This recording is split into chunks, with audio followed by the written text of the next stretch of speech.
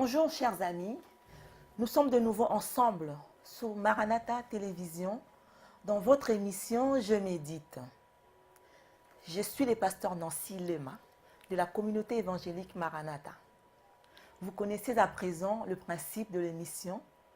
Nous méditerons ensemble la parole de Dieu et je vous encourage, bien-aimés, à donner aussi votre point de vue via les réseaux sociaux.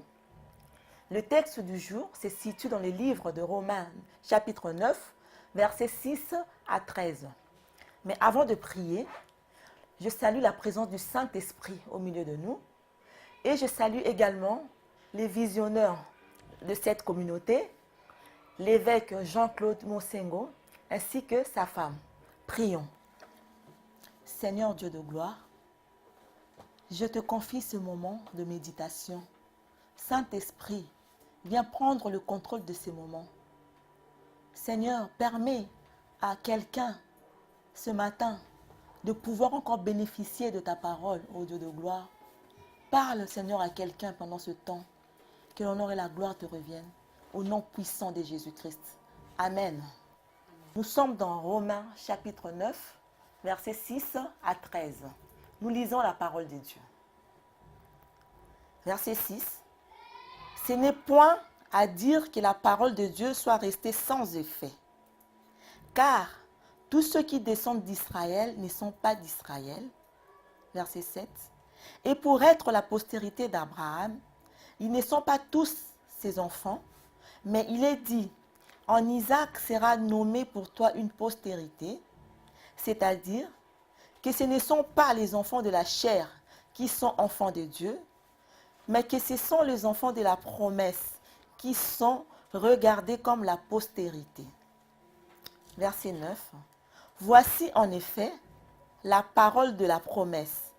Je reviendrai à cette même époque et Sarah aura un fils. Et de plus, il en fut ainsi de Rebecca qui conçut du seul Isaac notre père, car quoique les enfants ne fussent pas encore nés et qu'ils n'eussent fait ni bien ni mal, afin que le dessein de l'élection de Dieu subsistât, sans dépendre des œuvres, et par la seule volonté de celui qui appelle, il fut dit à Rebecca, l'aîné sera assujetti au plus jeune, selon qu'il est écrit, j'ai aimé Jacob et j'ai haï Ésaü. Amen. Bien-aimés, en observant le texte et sans vouloir entrer dans la profondeur de l'explication, on remarque, surtout dans le verset 6, si je relis le verset, on dit, la première partie surtout, ce n'est point à dire que la parole de Dieu soit restée sans effet. Au fait, il y a un principe là de base à retenir. Un principe à savoir que quelle que soit l'impression que nous pouvons avoir des choses de ce monde, quelle que soit l'impression que nous donne ce monde, la parole de Dieu reste son engagement. Dieu s'engage à sa parole. Quand il dit quelque chose, c'est là l'engage. Même, ça veut dire que la parole de Dieu ne reste jamais une parole pour rien. Nous pouvons le vérifier dans Ésaïe 55, verset 11, où il dit « La parole de Dieu ne revient point à lui sans effet, sans avoir accompli la parole de Dieu. » Donc, la parole de Dieu, c'est une parole qui n'est jamais en vain. C'est une parole qui engage notre Dieu. Si je passe au verset 7 et jusqu'au verset 9, là on nous dit, et pour être la postérité d'Abraham, ils ne sont pas tous ses enfants, mais il est dit, en Isaac sera nommé pour toi une postérité. C'est-à-dire que ce ne sont pas les enfants de la chair qui sont enfants de Dieu, mais que ce sont les enfants de la promesse qui sont regardés comme la postérité. Voici en effet la parole de la promesse. J'y reviendrai à cette même époque et Sarah aura un fils. Si je me base sur l'histoire des fils d'Abraham, nous connaissons tous les fils d'Abraham. Il y a Ismaël et il y a Isaac. En fait, il y a une vérité que je peux sortir dans ces trois versets. En fait, il ne suffit pas seulement d'être né physiquement d'Abraham pour faire partie de sa lignée. Si nous voyons bien les deux fils d'Abraham, Isaac et Ismaël, ils étaient tous circoncis. Ils bénéficiaient aussi de l'alliance que Dieu avait faite à Abraham. Mais la Bible nous dit que c'est par Isaac que la promesse a été faite. C'est par Isaac que Dieu a fait une promesse qui s'étend de génération à venir. Là, nous pouvons le vérifier aussi dans Genèse 17, versets 16 à 19. Quand Dieu avait dit à Abraham que Sarah aura un fils, dans le sein de Sarah sortira des rois des nations. Si nous descendons un peu plus bas, Dieu a dit, Sarah aura un fils, tu l'appelleras Isaac. Et c'est par lui que j'établirai mon alliance perpétuelle jusqu'à des générations à venir. Donc c'est par Isaac que Dieu a fait une promesse qui s'étend jusqu'à notre génération aujourd'hui. Donc ça veut dire quoi? Que les deux fils d'Abraham, il y a une différence entre les deux. Que l'un est le fils de la chair. Ismaël est le fils d'une décision. Ismaël est le fils d'une initiative humaine. Parce que Sarah, ne voulant pas attendre, a donné sa servante à Abraham pour enfanter un fils. Par contre, Israël, Isaac, est le fils de la promesse. C'est par lui que Dieu avait promis que nous aurons une bénédiction, dont la bénédiction s'étendait à partir d'Isaac, qui était le fils de la promesse.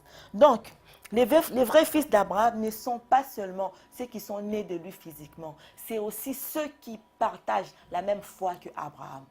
Toi qui partages ta foi aujourd'hui, toi qui as cru en Jésus-Christ, toi qui partages ta foi avec Abraham, parce que la Bible déclare dans Galates 3, verset 29, que nous sommes la postérité d'Abraham, que nous sommes héritiers de promesses d'Abraham. Donc cela veut dire que nous qui avons donné notre vie à Jésus-Christ, nous sommes aussi le fils de la promesse. Nous faisons partie de la promesse de Dieu. Parce que nous partageons la même foi qu'Abraham. Donc le fait que nous soyons élus, c'est une grâce. C'est une grâce. Donc Dieu te fait l'appel aujourd'hui de faire partie de fils qu'il a aimé. Alléluia. Bien-aimé, je vais t'inviter à prier avec moi par rapport à cette parole que nous avons méditée aujourd'hui. Donc nous avons appris aujourd'hui que la parole de Dieu ne revient point à lui sans effet. Dieu est maître de sa parole. Il respecte sa parole parce qu'il s'engage lorsqu'il dit quelque chose. Et nous avons vu par là la postérité d'Abraham. On a parlé de deux fils d'Abraham, Isaac et Ismaël. Ismaël qui était le fils de la chair, le fils d'une décision humaine, le fils d'une initiative humaine. Et Isaac qui était le fils de la promesse. Nous qui avons cru en Jésus-Christ, nous qui partageons la même foi qu'Abraham, nous faisons partie des fils de la promesse. Alléluia. Est-ce que tu peux prier avec moi, bien-aimé, pour clôturer ces moments? Seigneur Dieu de gloire, nous te disons merci pour ce temps de la parole. Seigneur, merci parce que tu nous as appris encore aujourd'hui, Seigneur, que nous faisons partie du fils de la promesse. Nous sommes les fils de la promesse. C'est une grâce, Seigneur Jésus, parce que tu nous as élus. Tu as fait de nous les enfants de la promesse. Reçois la gloire, Seigneur. Merci pour ce temps. Que l'honneur et la gloire te reviennent. Merci, Seigneur Jésus-Christ. Bien-aimés, nous sommes à la fin de notre émission. Je vous donne rendez-vous demain. Je vous encourage à vous abonner sur notre chaîne YouTube et à apporter votre regard sur la méditation du jour. À demain. Que Dieu vous bénisse. Merci.